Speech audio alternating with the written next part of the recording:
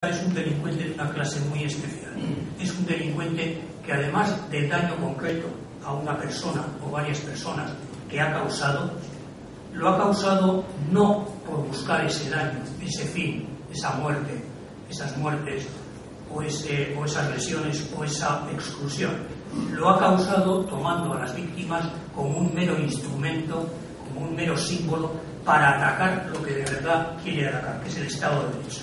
Un Estado de Derecho pluralista en el cual, por definición, todo el mundo tiene derecho a sus ideas. A las víctimas no se les mata por ser ellas, en su realidad humana, quienes eran, sino por ser símbolos de lo que quiere agredir el terrorista, que es la convivencia pacífica de personas que piensan de forma distinta o representan identidades distintas o tienen vidas distintas.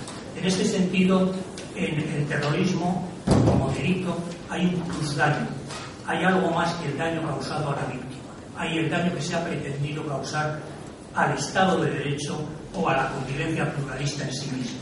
Y este es un daño público, este es un daño político. Esta es la consideración que Josep Arregui tantas veces ha reclamado, de que el terrorismo y las víctimas tienen una consideración pública y política, no son meramente unas personas privadas que han sufrido un daño privado.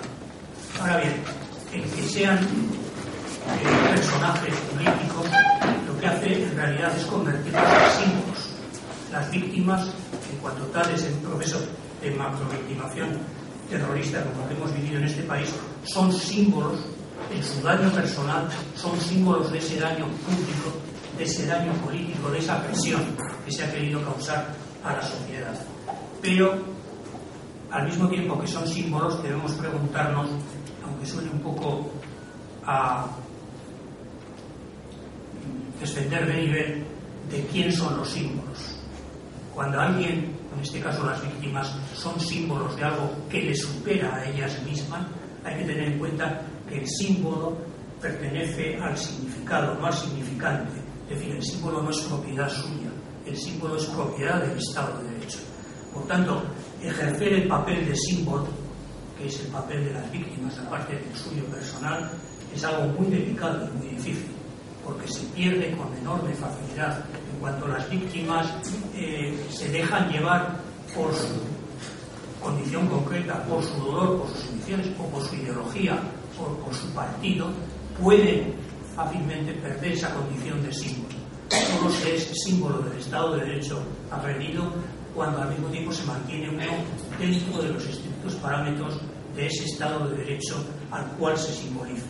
Por tanto, aquí hay un juego realmente difícil de mantener, que para las víctimas yo comprendo que tiene que ser especialmente difícil, porque es muy fácil decirlo desde la lejanía de quien no experimenta de su persona el dolor humano que ellas sienten, pero que hay que decirlo porque es así. Y yo creo que además que aquí hemos oído a víctimas que exactamente es esto lo que nos han dicho, precisamente, que el valor del Estado de Derecho. Y por último, y para terminar, hago una referencia, insisto, siempre desde el punto de vista del Estado de Derecho y sus limitaciones, al tema ciertamente confuso de la memoria o de la historia. Yo diría una cosa de entrada: el Estado de Derecho no es historiador, ni es escribidor de memorias, sino que precisamente por su pluralismo, porque reconoce como valor esencial el del pluralismo existente en la sociedad, reconoce que en esa sociedad existen diversas historias y existen diversas memorias colectivas, sea esto lo que sea, que yo no sé muy bien qué es eso de la memoria colectiva, pero sea lo que sea, existen varias, existen diversas, precisamente porque el Estado de Derecho se construye sobre la asunción del pluralismo como un valor esencial, y el pluralismo conlleva inevitablemente que cada ideología, cada identidad, cada interés, cada particularidad, como hemos dicho, escriba y reescriba su propio relato explicativo del pasado. Incluso, por lamentable que sea decirlo, incluso esas identidades o esas ideologías que han pretendido en el pasado acabar con ese pluralismo y escribir un único relato, pues ahora lo escribirán también, y el Estado de Derecho tendrá que admitir. Escribirán su relato, aunque lo escribirán modificado. Naturalmente no escribirán su relato como el relato de un intento totalitario de acabar con el pluralismo a través del crimen. Lo escribirán de otra forma, pero lo escribirán. Naturalmente que el Estado de Derecho tiene que ser congruente con sus propios valores, y sus valores le exigen que cree dentro de la sociedad que el Estado, el poder público, mantenga, aliente la existencia de lo que los franceses llaman un lugar de memoria, un lugar sagrado de memoria para aquellas personas que han sufrido la victimación terrorista, no tanto como personas particulares, sino como representantes de esos valores. Pero no nos hagamos ilusiones. No existe una memoria social o una memoria histórica con una memoria colectiva del pasado. Eso no existe. Eso es pura ideología, pura metáfora, y todas las historias las hace alguien, las hace ahora y las hace para algo. Y es algo que el Estado de Derecho no tiene posibilidad de atacar directamente. Yo no creo que en el futuro vaya a haber, en el futuro entre nosotros, un relato del horror que esté construido desde las víctimas y que llegue a ser hegemónico en la sociedad vasca. No lo creo, sinceramente. Creo que el discurso hegemónico que va a existir en la sociedad vasca será uno que no será el de las víctimas, será probablemente uno que coloque a las víctimas en lo que el profesor Reyes Mate ha descrito gráficamente en muchas ocasiones, como hacía Hegel, que coloque a las víctimas como florecillas del camino que injustamente fueron aplastados en la marcha, no del progreso que diría Hegel, sino en este caso en la marcha del conflicto, en la marcha del ser vasco por autorrealizarse, significa esto lo que significa. Es decir, que lo que sucede entre nosotros es que normalmente lo que podríamos llamar contexto de explicación del terrorismo, contexto de explicación, cómo se explica, cómo situamos en la historia del terrorismo vasco, a qué factores obedece, etcétera, se ha convertido en su contexto de justificación, que es cosa muy distinta. Una cosa es explicar y otra justificar. En Euskadi, explicando, justificamos. Explicando que esto tenía que suceder porque había unas enormes injusticias en el pasado y esto ha sido nada más que una explosión de un sector social, estamos justificando algo que es muy distinto. O dicho de otra forma, entre nosotros yo creo que la memoria larga del conflicto secular, la memoria de ese conflicto que nos atenaza a los vascos en nuestra relación con España desde hace no sé exactamente cuántos siglos, esa memoria larga se va a poner a la memoria corta de las víctimas. Las víctimas son una memoria corta, son una memoria de algo que ha ocurrido en estos últimos años, porque van a ser demorada esa memoria corta por la memoria larga que probablemente va a seguir siendo hegemónica entre nosotros. Y por eso creo que la memoria de las víctimas, que naturalmente que debe existir y naturalmente que tenemos que luchar porque exista y porque se manifieste, nunca será una memoria colectiva, sea eso lo que sea, sino que será siempre una memoria crítica entre nosotros, no hegemónica, será una memoria crítica. Porque al igual que gran parte de la sociedad vasca adoptó en su momento el papel de espectador ante un mal que indirectamente consentía, como nos ha enseñado Aurelio Arteta, asumirá ahora el papel más congruente con este pasado, y esperar otra cosa me temo que es un notable desvarío. Por último, para terminar, ¿el Estado de Derecho puede, pregunta que nos ha atenazado con su perentoriedad estos últimos meses a todos, ¿puede el Estado de Derecho exigir a quienes, después de haber sido victimarios o haber justificado a los victimarios, pretenden reingresar en la democracia como actores legítimos, puede exigirles la condena de su historia, puede exigirles la condena de su pasado, puede exigirles la condena de la historia de ETA? La verdad es que sería agradable poder decir que sí, pero desde los parámetros del puro Estado de Derecho, insisto, no desde la filosofía, la ética o incluso la política en general, pero desde los parámetros del Estado de Derecho me temo que la respuesta es que no, porque nos encontramos de nuevo con las limitaciones derivadas de la incompetencia radical que tiene el derecho para enjuiciar conductas o el Estado de Derecho para valorar otra cosa que no sean comportamientos.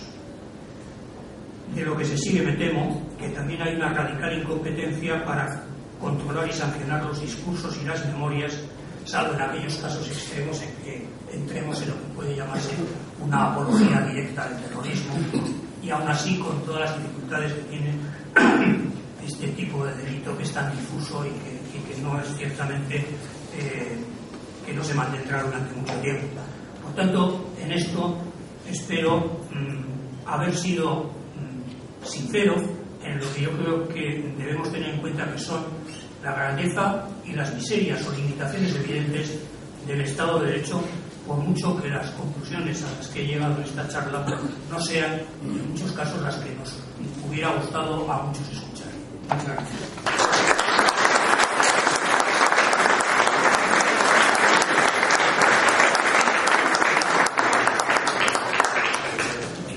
Muchísimas gracias, María. Terminamos esta mesa redonda tan densa con Xavier Echevarría. Xavier Echevarría es profesor emérito de ética de la Universidad de Deusto y miembro del Centro de Ética Aplicada de la misma universidad. Y es también responsable del área de paz y derechos humanos de la GEAS, con la que la Fundación colabora de manera asidua. También profesor visitante de diversas universidades de América Latina, donde colabora habitualmente con organizaciones de derechos humanos. Publicaciones tiene muchísimas. Yo voy a citar durante el programa en relación con esta cuestión, pues son virtudes para la paz, identidad como memoria narrada de víctimas del terrorismo, la educación para la paz vertebrada por las víctimas, dinámicas de la memoria de víctimas del terrorismo, la participación social y política de las víctimas del terrorismo o la presencia de las víctimas del terrorismo en la educación para la paz. Xavier Echevarría es un extraordinario intelectual, una persona muy comprometida en el mundo de las víctimas y un lujo tenerle aquí con nosotros. Pues gracias por la empática presentación y gracias también por la invitación que me ha hecho la Fundación Fernando Buesa. Voy a leer mi intervención porque si la comentara sospecho que me ocuparía el doble de tiempo. Voy a ceñirme en mi intervención a lo que se me pidió, que es las víctimas esenciales en la deslegitimación de la violencia terrorista. El alcance que voy a dar en esta intervención a la violencia terrorista es el que se le da en el Pleno del Parlamento Vasco del 5 de octubre de 2007, incluyendo en ella, por tanto, la violencia terrorista de ETA y grupos afines, y también la violencia terrorista anti-ETA de ORAN y grupos afines.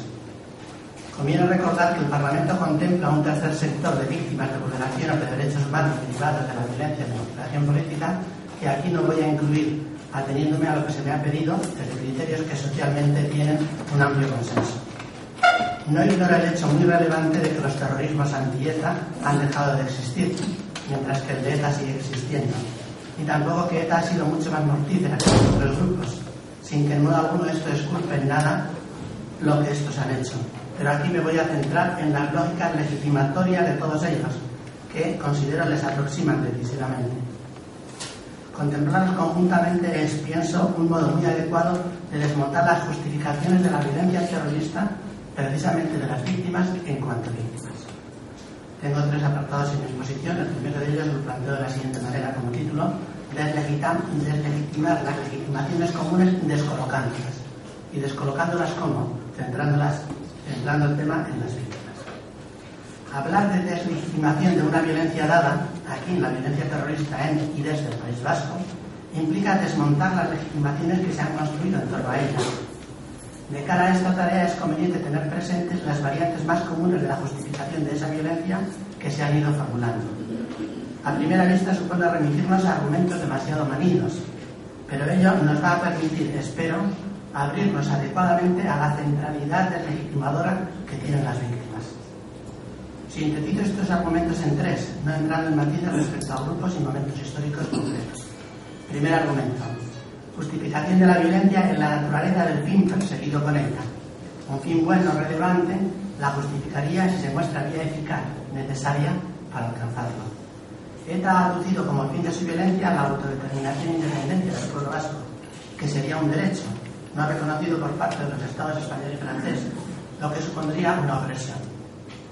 Razones que pueden aducirse para deslegitimar esta argumentación situándonos en el mismo campo que ella. Primero, problematicidad del derecho en cuestión para el pueblo vasco, que ETA ignora plantearse esta problematicidad. B, indivisibilidad e interdependencia de los derechos humanos, que ETA para nada reconoce. Por último, incoherencia frontal al reivindicar derechos humanos, quebrantándolos gravísimamente. El terrorismo anti-ETA ha aducido también un fin bueno para su violencia. Ha aducido como fin acabar con ETA y su violencia y así